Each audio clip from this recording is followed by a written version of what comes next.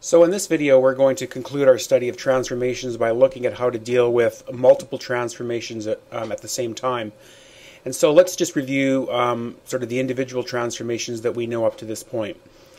We know that if we replace x with a constant times x, that will stretch the graph horizontally by a factor of 1 over b.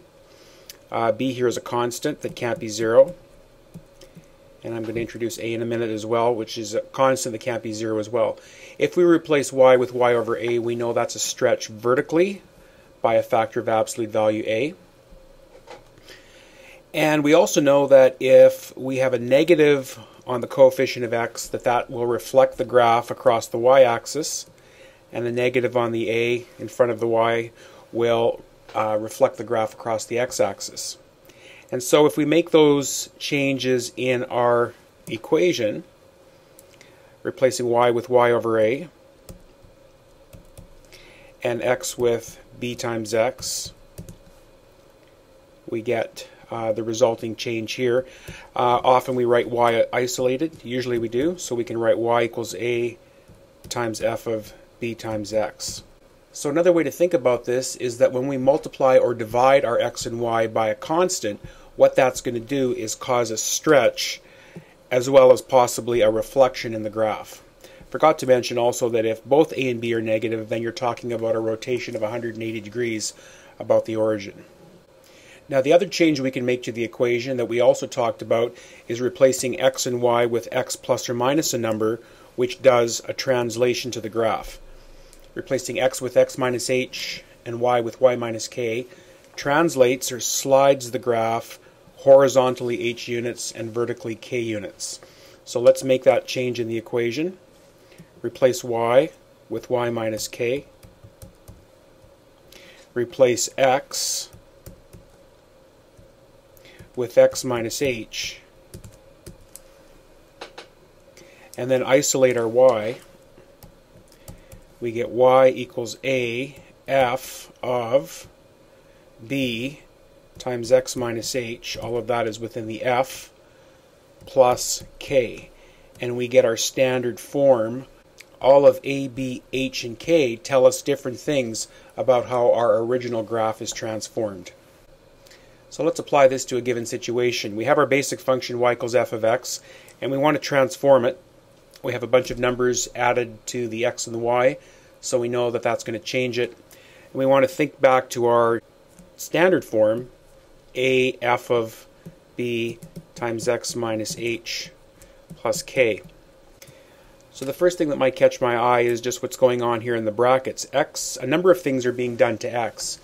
And so to sort out which transformation is which, we're going to change the look of the equation to what I have above. So specifically, I'm going to factor out negative 3, so then in the brackets here I have x plus or minus a number. Okay, so I'm just going to change this to y equals 1/2 f, factor out the negative 3, that would be x minus 2 minus 1. Alright, so now I'm ready to begin my work, and I guess the question is, well, where do I start? Basically, when you're dealing with a number of transformations at a time, you want to do it the same way you would do order of operations, in which you do brackets, multiplication first, and lastly adding and subtracting. So what I'm going to do is I'm going to start with my base function, y equals f of x, which is given, and I'm going to work my way up, taking first the multiplying numbers, and lastly the numbers involving adding or subtracting. And you do have a little bit of choice in terms of which you do first. I'm going to start off with the multiplying of the x by negative 1, or replacing the x with negative x, which I know is a reflection in the y-axis. And so if I look at my graph and I reflect it across the y-axis, happily I will see that I get the same graph. Nothing changes. So my graph is exactly the same. Alright, well that was an easy transformation to do. The next thing I'm going to do is replace my x with 3x. And so my new equation is going to become f of negative 3x. And I know that replacing x with 3x will horizontally stretch the graph by a factor of 1/3. In other words, all of the x values will multiply by 1/3 or divide by 3, however I want to look at that. So this point right here where I have x equals 6, multiplying by 1/3 becomes 2. So there's the new x coordinate. This point, x is 0, 1/3 of that is still 0, and -6, 1/3 of that is -2. And so my graph looks like this at the moment. It's like I have an accordion coming from the left and the right, pushing towards the y-axis by a factor of 1/3. So I've dealt with all of the multiplying numbers on the x. Now I'm going to deal with the multiplying numbers on the y. Now if I look up here, the 1/2, remember, is really with the y, because if I moved it to the other side, it would be 2y equals. And so my equation will be 2y f of -3x, or as I prefer to write it, y equals 1/2 f of -3x. And we know that when we replace y with 2y,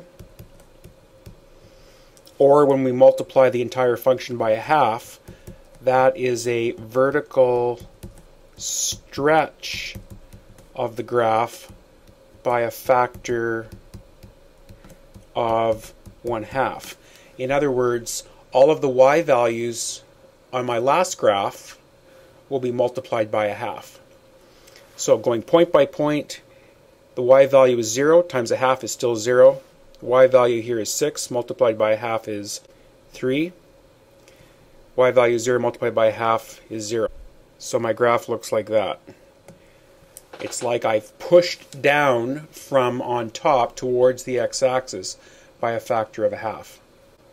So I have now dealt with all of the numbers in my equation in which x and y had a value multiplied onto them.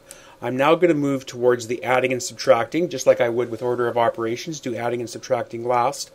I can see here that x is replaced by x minus 2. And if I were to bring my -1 over to the other side, that would be like y plus 1. So y is replaced by y plus 1. Make the change in my equation just to be sure I've done this correctly. So y by y plus 1. X, careful now, in brackets, replaced by x minus 2. And you'll notice that we're now at the form that we were trying to graph. And we know that this final change translates the graph 2 units right and 1 unit down. Remember, the change is the opposite of what you expect. It's y minus -1. Okay, if you want to not move the 1 over, if you just want to keep it on the other side, then it's just that number, -1. Alright, so let's go to the green graph, which is our last step along the way, and make this change. So transforming each point, this point, 2 units over, 1 down. 2 units over, 1 down. 2 units over, 1 down. And so my final graph is the one in black right there.